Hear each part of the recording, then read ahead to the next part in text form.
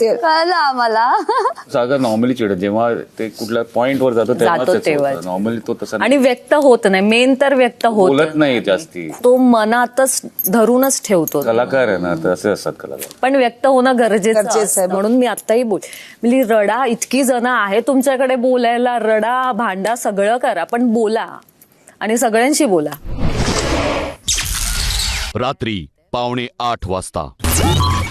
जसं तुमचं बॉन्डिंग आहे ज्यांच्यासोबत ती बेस्ट आहे. ज्यांच्याबरोबर उठतो बसतो ते हा. योग्य आहे. हा, बस. चुगली दाखवण्यापर्यंत तुम्ही जाऊ नका, त्याच्या आधी व्यक्त व्हा ना. हा, कारण ते कसं होतं की चुगली दाखवल्यानंतर थोडंसं भांडताय, ते नका करू. नाही, ते क्लिअर करतो आम्ही. हा, जरा मला ह्या लोकांशी डोक्याने- बोलायचं होतं, पण आता हे सगळ्यांसमोर नाही बोलू शकत. कोणाशी बोलायचं होतं? विशाल, अनुश्री आणि ये, बोल संकेत. होतं ना. इकडे एक मी अनुश्री आहे ना. अरे काय नाही, तिला महत्वाचं सांगायचं, मी हसत हसत घेऊन आलो तुम्हाला.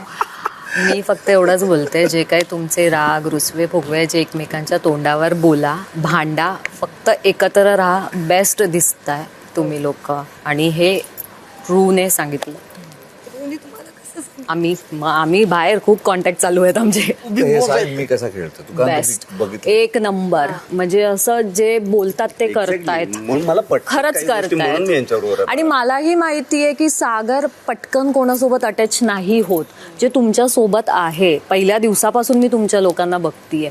सो मला एक असं आहे की चला आहेत, काही झालं तरी वेगळे होऊ नका.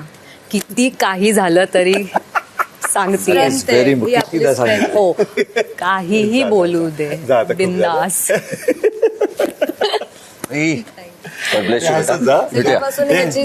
जोक झाला मोठा असं काहीतरी. यांच्या कपडे आम्ही पळत डिझायनर बद्दल बोलत जा. हो, कारण कपड्याबद्दल तो व्यक्ती पण जेन्युइन आहे तुमच्या सोबत. सागर, कुटुंबियांना लिव्हिंग एरियात घेऊन या. आणि बिग बॉस हा वेळ दिल्याबद्दल खूप खूप थँक्यू.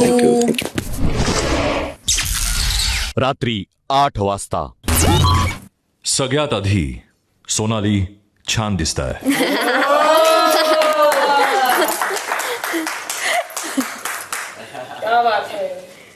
Thank you Bigg boss.